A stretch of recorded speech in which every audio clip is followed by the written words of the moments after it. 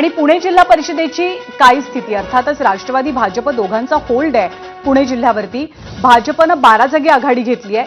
शिंदेची शिवसेनेची आघाडी 2 जागांची आहे. अजित पवारांच्या राष्ट्रवादीची आघाडी ही 18 जागांची आहे. काँग्रेसनं खातंही उघडलेलं नाहीये. शिवसेना उद्धव बाळासाहेब ठाकरे 1, शरद पवारांची राष्ट्रवादी 2 जागे आघाडीवरती आहे. तर इतरांना सुद्धा अजून तरी चमकदार कामगिरी पुणे जिल्हा परिषदेमध्ये करता आलेली नाहीये. त्यामुळे आतापर्यंत जवळपास 250 पेक्षा अधिक जागांचे कल आपल्या हाती आल्याचं चित्र आपल्याला पाहायला मिळतं आहे, ज्यापैकी 101 जागांसह भाजप हा सर्वात मोठा पक्ष कलांच्या बाबतीत ठरतोय. भाजपने एक प्रकारे शतक पार केलेलं आहे कलांच्या बाबतीत. त्या खालोखाल अजित पवारांच्या राष्ट्रवादीची आणि शिंदेची आपल्याला कामगिरी पाहायला मिळते. त्यामुळे अश्विनी म्हणावं लागेल की महायुती स्ट्रॉंग दिसते जिल्हा परिषद निकालांच्या बाबतीत किंवा कलांच्या बाबतीत. सध्या तरी पुण्यात खूप मोठा फरक आहे. आणि कारण 100 पार भाजप, त्यानंतर दोन्ही त्यांचे जे सत्तेतले म्हणजे राज्यातल्या सत्तेतले मित्रपक्ष आहेत ते जवळपास अर्धशतकाच्या दिशेने किंवा पुढे. त्यामुळे सध्याच्या घडीला महायुती पुढे जाताना दिसते. आणि काही ठिकाणी मात्र इंटरेस्टिंग गणित आहेत. जसं आपण म्हणतोय की खास करून कोकणातला जर विचार केला तर रायगडमध्ये थोडंसं वेगळं चित्र. भरत गोगावले त्यांचे पुत्र जे आहेत ते जिंकताना दिसत आहेत. तर तिकडे सिंधुदुर्गात आणखी वेगळं चित्र. तिकडे भाजप पुढे, तिकडे 3 अपक्ष उमेदवार देखील जिंकले. त्यामुळे ही मग गणितं कशी आहेत. तिकडे रत्नागिरीत मगाशी आपण बघितलेलं होतं शिवसेना आघाडीवर होती 10 पैकी जवळपास 7-8 ठिकाणी. त्यामुळे मग रत्नागिरीतलं चित्र नेमकं तिकडची आकडेवारी नेमकी काय समोर येणार आहे हेही आपल्याला बघावं लागेल.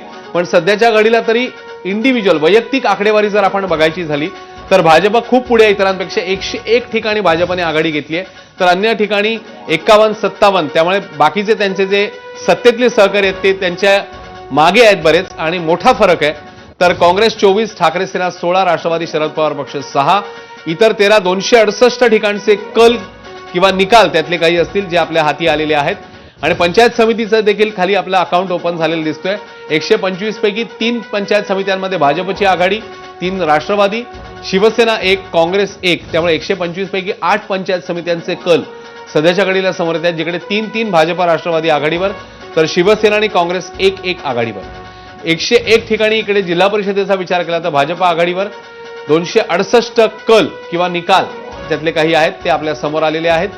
आणि ज्याच्यामध्ये त्रिशतक 3 आकडी किंवा शतकी आकडेवारी जी आहे ती 3 डिजिट फिगर जो गाठलेला आहे तो अर्थातच भाजपने 104 ठिकाणी भाजप आता आघाडीवर. आणि यानंतर आपण साताऱ्यामध्ये आतापर्यंत कलांच्या बाबतीतलं चित्र काय? एकूण जागा 65 आहेत झडपीच्या. 18 जागांवरती भाजपची आघाडी आहे. शिवसेनेची आघाडी 3 जागांची आहे. राष्ट्रवादीची आघाडी 2 जागांची पाहायला मिळते आहे. त्या खालोखाल काँग्रेसनं खातंच उघडलेलं नाहीये. काँग्रेसला अजिबात यश सध्या तरी मिळत नाहीये. साताऱ्यामध्ये ठाकरे सेनेची कामगिरी निष्प्रभ ठरल्याचं आत्ता दिसतं आहे. तर शरद पवारांच्या राष्ट्रवादीला सुद्धा त्यांचं मॅजिक साताऱ्यामध्ये साधता आलेलं नाहीये. त्यामुळे फक्त महायुतीतले हे 3 पक्ष भाजप, शिंदेची शिवसेना आणि अजित पवारांची राष्ट्रवादी यांचंच मॅजिक आपल्याला साताऱ्यामध्ये सध्या कलांच्या बाबतीत दिसतं आहे. उंडाळे गटातनं राष्ट्रवादीचे उदयसिंह उंडाळकर हे पुढे आहेत. कोल्हापूरच्या भादोलेमधनं काँग्रेसच्या सोनाली सावंत यांचा विजय झालेला आहे. त्यामुळे कोल्हापूर असो, लातूर असो, इथे काँग्रेसची कामगिरी ही स्ट्रॉंग मानली जाते. लातूरमध्ये झडपी आपल्याकडे पुन्हा आणण्यासाठी काँग्रेसनं सर्व शक्तीनिशी या निवडणुकीमध्ये आपली ताकद लावल्याचं चित्र आपल्याला पाहायला मिळालं. आणि तीच परिस्थिती आपल्याला काँग्रेसची कोल्हापूरमध्ये सुद्धा दिसतेय. कोकणाचा आपण जर का उल्लेख करायचा झाला तर कोकणातल्या 3ही जिल्ह्यांमध्ये अगदी वेगवेगळं चित्र आपल्याला पाहायला मिळतं. सिंधुदुर्गामध्ये भाजपची आघाडी आहे. रत्नागिरीचा विचार केला तर शिंदेची शिवसेना पुढे आहे. तर रायगडमध्ये 3ही पक्षात बरोबरीची लढत आपल्याला पाहायला मिळते. खरं आहे. त्यामुळे प्रत्येक जिल्हा वाईज म्हणजे एकच जर प्रदेश म्हणायचा झाला तर प्रत्येक जिल्ह्यामधलं चित्र मात्र वेगळं आहे. कोल्हापूर जिल्हा परिषदेत भादोलेतनं काँग्रेसच्या सोनाली सावंत जिंकल्यात. शिवसेनेकडनं उमेदवारी मिळाली नव्हती, काँग्रेसकडनं लढलेल्या आणि तिकडून त्या जिंकल्यात. तर लातूरमध्ये देखील मनसेच्या बाजूने एक निकाल जातोय. रायगडमधला निकाल शिवसेनेचे विकास गोगावले 2000 पेक्षा जास्त मतांनी आघाडीवर दिसत आहेत. धाराशिव भूम पक्रूड गणात वंचितच्या उमेदवार आघाडीवर. धाराशिव लोहारा कानेगाव गटात शिवसेनेच्या उमेदवार विजयी. रायगड आंबेपूर शिवसेनेच्या रसिका केणी विजयी झाल्यात, तिकडे भाजपने पराभव पत्करलेला आहे. तर बारामती सुपा गटातनं राष्ट्रवादीच्या पल्लवी खेत्रे जिंकलेल्या आहेत. कोल्हापूरमध्ये भादोले गटातनं काँग्रेसच्या सोनाली सावंत जिंकलेल्या आहेत. मालवण आडवली मालडी गटातनं शिवसेनेच्या सोनाली गाडीगावकर या जिंकलेल्या आहेत.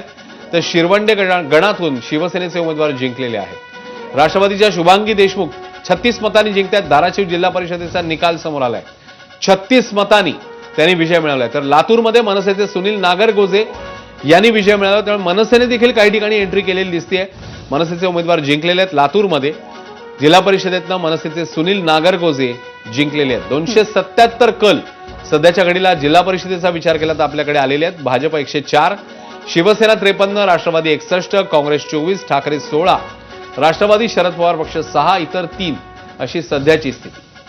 आणि धाराशिवमधनं सुद्धा एक महत्वाची अपडेट समजते ते म्हणजे तेर मतदारसंघातनं भाजपच्या अर्चना पाटील या आघाडीवरती आहेत. राणा जगजितसिंग पाटील यांच्या त्या पत्नी आहेत आणि ही निवडणूक सगळ्यांनीच प्रतिष्ठेची केलेली होती. शरद पवारांचं गट विरुद्ध भाजप अशी ही एक प्रकारे लढत होती आहे. पण अर्चना पाटील यांनी धाराशिवच्या तेरमधनं आघाडी घेतल्याचं चित्र पाहायला मिळतं आहे. सोलापूरचं काय चित्र? जिल्हा परिषदांच्या 68 जागा सोलापूरमध्ये आहेत. इथे काँग्रेस विरुद्ध भाजप अशी लढत होत असताना, असं चित्र असताना भाजपनं आतापर्यंत कलांच्या बाबतीत आघाडी घेत 9 जागांवरती आघाडी टिकवलेली आहे. त्याखालोखाल अजित पवारांची राष्ट्रवादी 3 जागांसह, शिंदेची शिवसेना 2 तर इतर 1 असं सोलापूरचं चित्र आहे. आतापर्यंत 68 जागांचे जे कल हाती आलेत त्या कलांनुसार. त्यामुळे विरोधकांना किंवा सत्ताधाऱ्यांनी सध्याच्या घडीला आघाडी घेतल्यामुळे मविया पैकी जे पक्ष आहेत म्हणजे ठाकरेंची शिवसेना असेल, काँग्रेस असेल किंवा शरद पवारांचा पक्ष असेल, अजून तरी अकाउंट ओपन करता आलं नाहीये.